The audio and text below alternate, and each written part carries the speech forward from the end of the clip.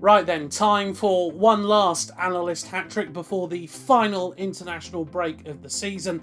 And after 10 game weeks of the Premier League campaign, it's time to take a closer look at the standings. It was a good one last time out for Matt as he extended his advantage at the summit, but that's not the biggest news. Far from it. Congratulations to you in the community for going 2 for 3 last weekend and pulling yourself away from me, and you could argue more importantly, the supercomputer. Huge congratulations! Now the challenge is going to be keeping it up this weekend. And for the first time in a while here on the Analyst Hat-Trick, we're actually going to go in chronological order this week. But maybe that's not the best of news for Aston Villa fans ahead of their trip to St Mary's.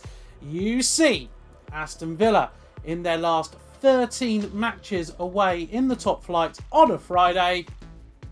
No victories to their name, 3 draws, and the rest of them have been defeats. You actually have to go all the way back to 1950 for the last time that the Villains won away from home in the top flight on a Friday night. It was a 4-1 victory over Charlton on that occasion. However, what the history might say, our win probability model isn't suggesting any such problems for them this time around, giving them the slightest of advantages against Southampton. They did win this corresponding fixture 1-0 last season, but that was Villa's only win over the Saints in their last 9 Premier League matchups, losing 5 and drawing the other 3. It's a real tale of contrasting fortunes for these two sides at the moment. Southampton have picked up 7 points in their last 3 Premier League games, which is as many as they had done in their previous 10 combined. And obviously for Aston Villa, yep, it was a 4th defeat on the bounce last time out. Some solace though, they have managed to score in each of those games, but somewhat surprisingly, they could become the 5th Premier League team to lose 5 on the bounce, but scoring in each of those games. However, you in the Opta Analyst community believe it will be Southampton who are victorious and add to Villa's miserable recent form. They last had a longer losing run in the competition in their 2015-16 relegation campaign, although there's a long way to go to match that run of 11 defeats. Right, this game marks the return of Danny Ings to the South Coast following one of the most secretive transfers in years. I don't think anybody heard anything about it until it actually happened. But for Danny, he's got a chance to create a little bit of Premier League history. You see, he has scored in each of his last 4 Premier League games against teams that he's previously played for. He's done it 3 times against Burnley and once against Liverpool. And no player in Premier League history has ever scored in 5 consecutive games against clubs they've previously played for in the competition's history. Even so, it's a fairly even split amongst us analyst contributors, with Matt, Ollie and I backing another Saints victory, whilst Duncan is throwing his support behind Dean Smith in this one, going for the Villa victory. Okay. We couldn't hold this off any longer. It's time to take a look at the Saturday lunchtime kickoff, where all eyes will be descending upon Manchester. And whilst that axe that was swinging mightily close to Gunnar Solsjkaer, it felt at times, maybe a little bit more withdrawn, Pep Guardiola will be hoping to get his side back to winning ways following defeat against Crystal Palace last time out. It's probably good news for him, the Spaniard that is, that it's a 12:30 kickoff. City have never failed to score in this Saturday time slot since it was introduced as a regular occurrence in the Premier League in the 2016-17 season. That's a run of 23 consecutive games at this time, with a goal for City. And perhaps no surprises that City have been made the favourites to be victorious in this one, according to our win probability model that is. And that scoring fact for City is made worse by United's defensive woes, having conceded at least once in each of their last 13 home games in all competitions. Only twice have they had a longer run without a home clean sheet. Amazingly, they went 21 games without one between April of 1958 and March of 1959. But they could equal their other run of 14 between September of 1954 and February of 1955 in this one. Okay then, I hear you're asking, where's the positives for Manchester United fans? Well, there's actually quite a few. United have won 3 of their last 4 against City, which is as many as they did in their previous 16 games against their closest of rivals.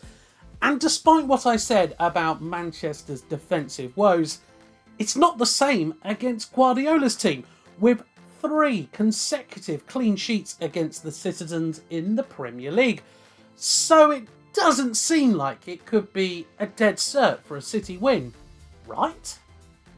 Well, not according to you in the Opta Analyst community, firmly putting your weight behind Manchester City in this one. They are actually one of only 2 sides yet to concede from a set piece this term, excluding penalties of course, whilst United, well, they are the only side yet to score a Premier League goal from a set piece. I mentioned him for the first time in a while last time out, and he went on to find the back of the net. So what have I got to say about Cristiano Ronaldo this week? Well, actually, he's on a bit of a scoring form against his Manchester rivals, having scored 3 in his last 5 outings against them in the Premier League.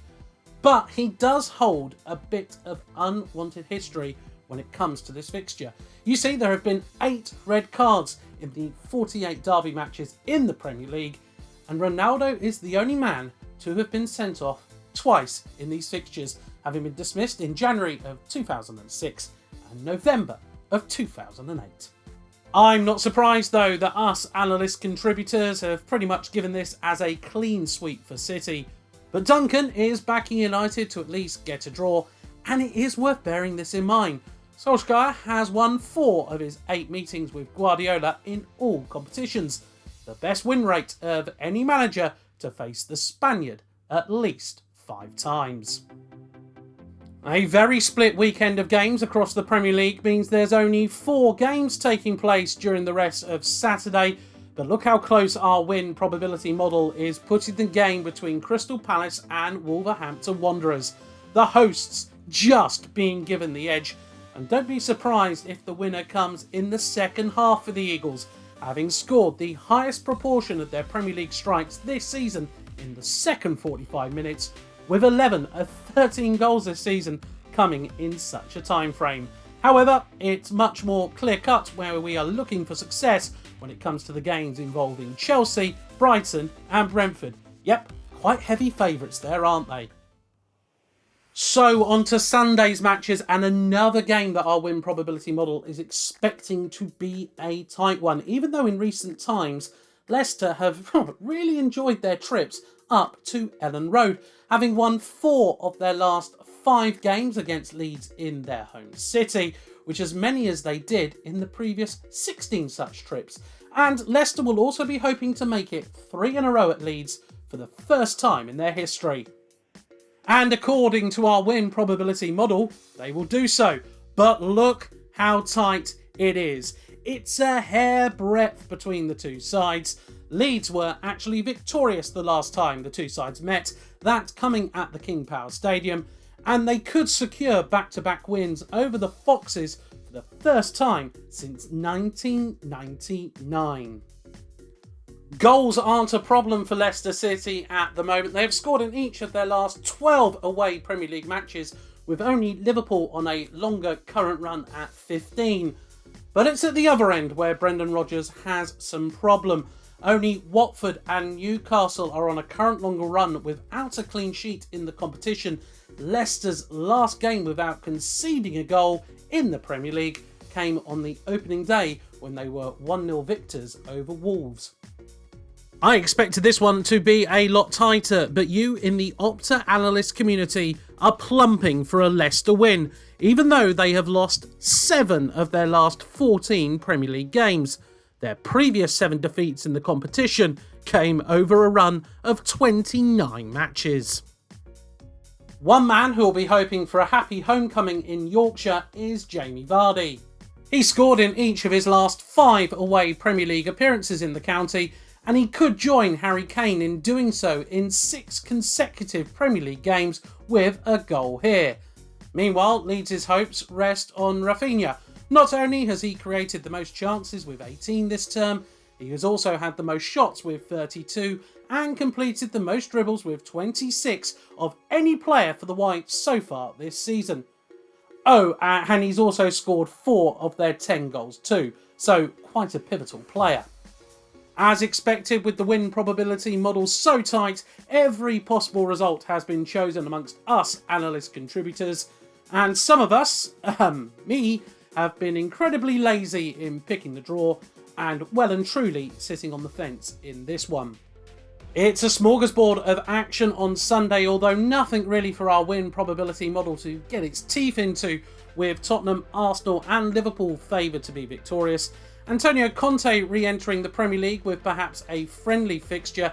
The Toffees have won just one of their 17 Premier League games against Tottenham. Whilst we can't move from the show without congratulating David Moyes, who passed 1,000 games in management in midweek against Genk. If you haven't had the chance yet, we actually posted a couple of brand new videos to our YouTube page, which will be dottering my face right now. We've got a look at the oldest managers in Premier League history, as well as the youngest, some very interesting names making that list. Anyway, that's all for now on the Analyst Hat Trick. We're obviously off next week with an international break, but do make sure you head over to the analyst.com, the home of data-driven storytelling, for all the latest insights from across the sporting world. But until next time, I've been Graham Bell. Goodbye.